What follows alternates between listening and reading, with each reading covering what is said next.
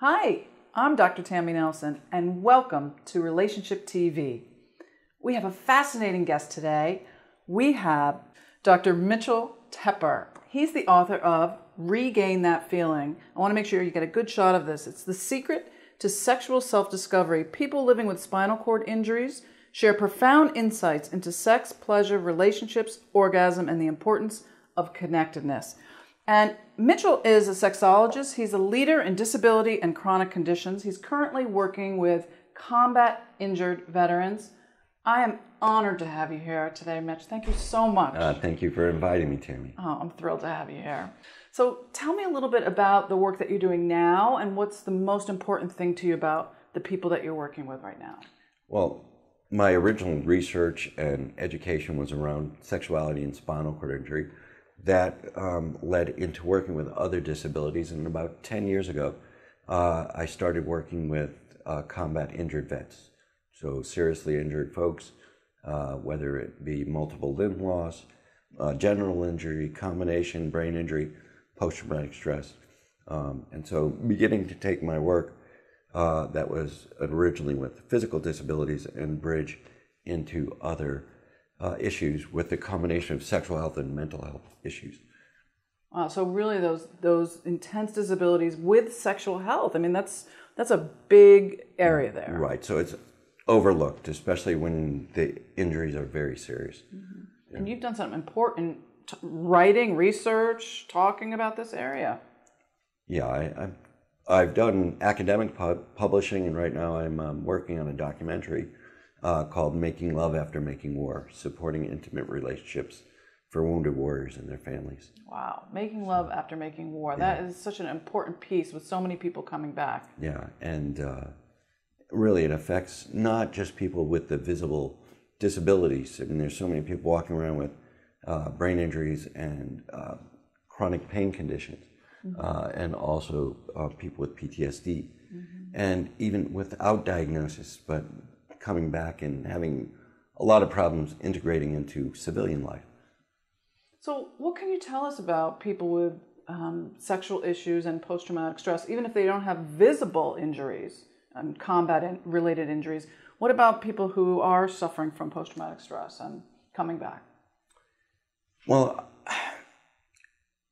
I've found that working with this population, doing psychoeducational groups, partners, learn about PTSD. I mean, they learn about it through experience, mm-hmm. and they live it, and they get some education about it. Mm-hmm. But over time, they think, well, you should just get over it, Mm-hmm. And when they're with a group, so you have 5 or 8 couples, and the partners, whether male or female, are hearing the same stories from other people, they begin to give their partners more compassion. They cut them a break, they give them a little slack, because before that, there could only be so understanding for so long, and then they just don't understand. So they come back and they say, oh, now I understand. Mm. And like you said, they lived it, they learned about it, but they didn't really understand it. So once they understand it, they can accept things more. And on the same aspect, the person with PTSD is around other people, and we could work on ways to avoid triggers, to work on ways to reintegrate intimacy, which is very difficult sometimes because intimacy and touch entail vulnerability. Mm. And when you have still your armor up, just think about people without PTSD and such. And also arousal in itself can, for some people, trigger an event. See, arousal is a physiological thing that can lead to pleasure, but it also could, fight or flight, Sure, so that makes so much sense. So if you get aroused, do you want some water? Oh, thank you. If you get aroused, it could lead to that feeling of pleasure, but that hyper-arousal feeling could also trigger fear. And that feeling of fight or flight that you get in their brainstem in the back of your brain. Right. So too much pleasure, I imagine, could get confusing for people. Physiologically, it could trigger, yeah. So you could start off with a sexual event, and that arousal triggers. And so you might continue the sexual event, but disconnect. And so there's a lot of people, like from the partner's perspective, very disconnected sex. So, they feel like they're just there. So disconnected sex, almost dissociated. Right. So, you say, like, people don't really have a problem having sex, because people are in really dysfunctional relationships sometimes. They still manage to have sex, even if they're 1 foot out the door, even if there's intimate partner violence, they still manage to have sex. So it's why I like this, like, psychoeducational groups, and I believe a lot in this PEERS program. It's an acronym for Practical Applications of Intimate Relationship Skills. Practical Applications of Intimate Relationship Skills. PEERS. So there's a PEERS.com. Okay. And this is what we chose to adapt to, our veteran population. The idea that, like you said, people can have sex, right, even if they're not emotionally present, even if they're kind of dissociated, even if they have a trauma response and they get triggered, they can still have sex. Even if they're angry at each other. Even if they're angry at each other, but being emotionally, intimately available. Right, something so we different. want to create a context. And that's why I like, the psychoeducational group program. You could use it one-on-one, but really teaching people these relationship skills that they none of us were taught. And basically it helps clear that pathway. So after a workshop and after one of the exercises called like emptying the emotional jug, because those negative feelings, what you're mad about, what you're worried about, what you're sad about, tend to really squash those loving feelings and those good feelings. And so we have an exercise where people release that. And a fair fight for change. We teach people how to, fight, how to negotiate. And it's, like it says, very practical, and it's very cathartic. And so what we do is begin to clean up the communication and develop, the vulnerability and the empathy, really. Empathy and vulnerability, they actually call it like the loop of vulnerability and empathy for love. So it's one of the exercises, and it's really it's in its essence, it's a 9-hour program. It's very powerful, and it's good adjunct to sex therapy or any other kind of relationship therapy. Well, it makes so much sense because I know that for veterans, one of the biggest risks is divorce. It's sexual issues. It's conflict in their relationships, and loneliness. So it makes so much sense what you're doing. Yeah. Yeah. Yeah. And I happen to work with the people that are more physically and psychologically involved. But it doesn't, for all the people I work with, there's actually hundreds of thousands of people dealing with this. Right. So that aren't getting help. Right. Well, even the people I want to work with aren't getting institutionalized help. Right. So, I've been an advocate of trying to bring things, helping train like the sexual health and intimacy work group at Walter Reed, which is our National Military Medical Hospital, and helping, with the veterans and the social workers in the VA system.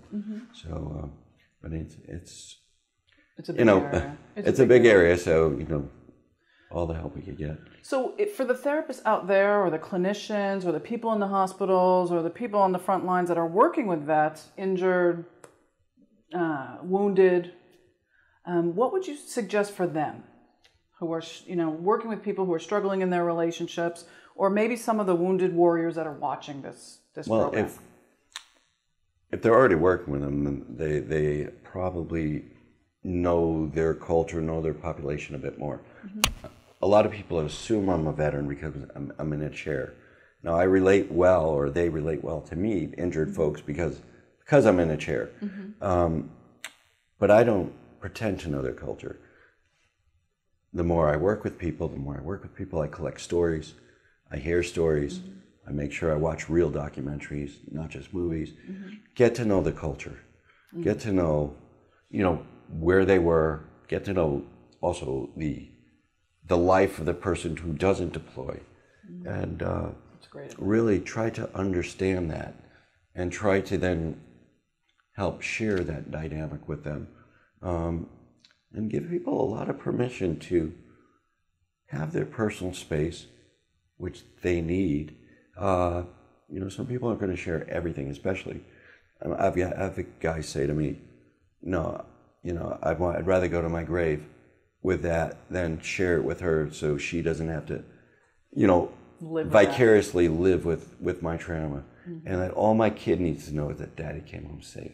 Mm-hmm.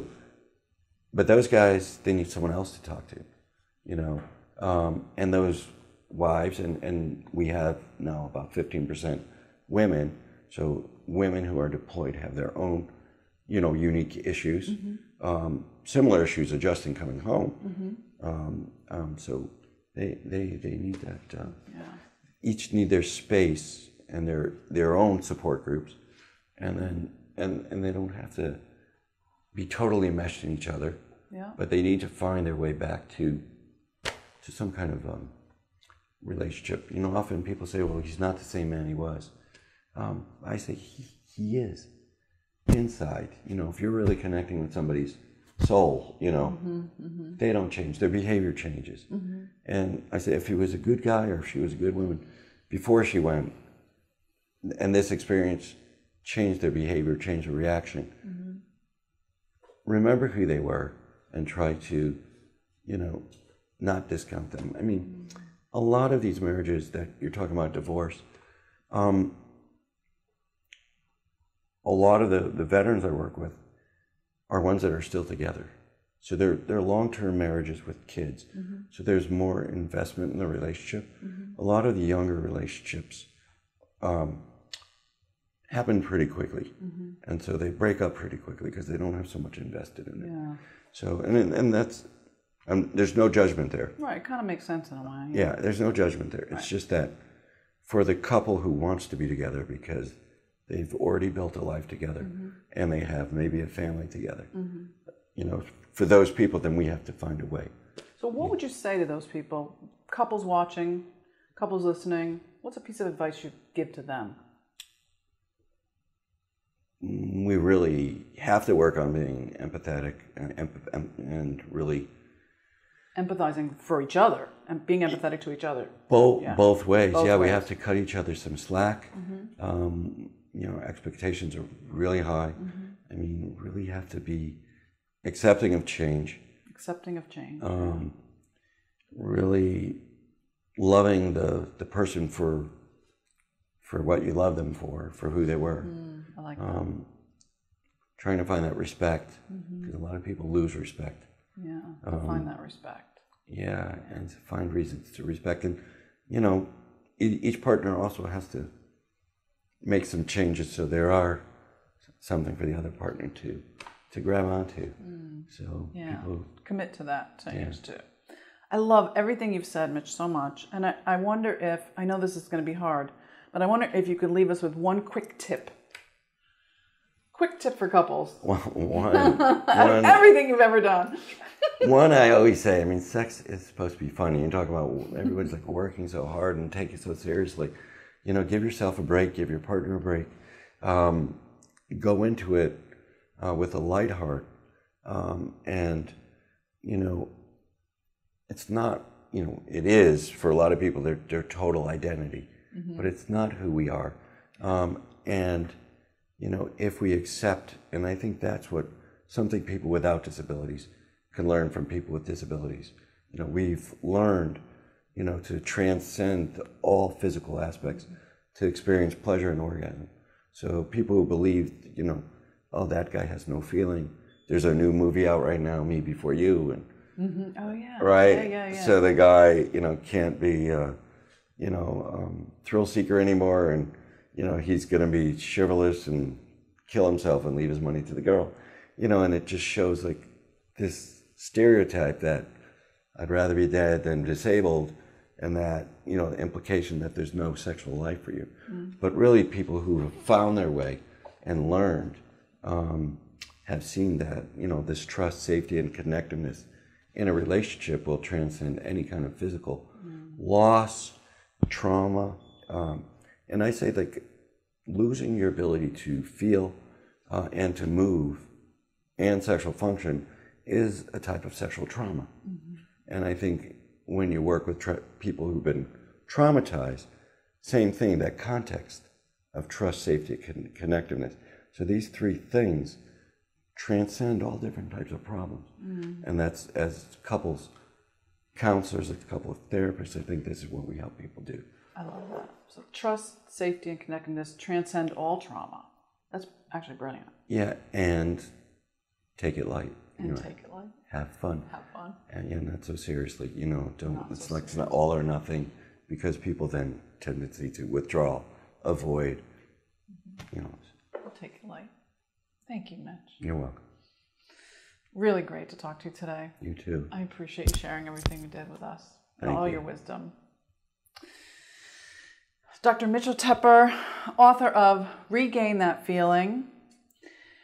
Please find him. Do you have a website? Sure. It's drmitchelltepper.com, drmitchelltepper.com, or you could follow me at Dr. T, DOCTORT.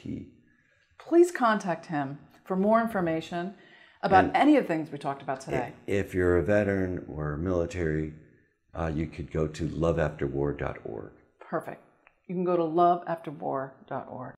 Thank you, everyone, for joining us today. I'm Dr. Tammy Nelson for Relationship TV, where we put your relationship first to make love last.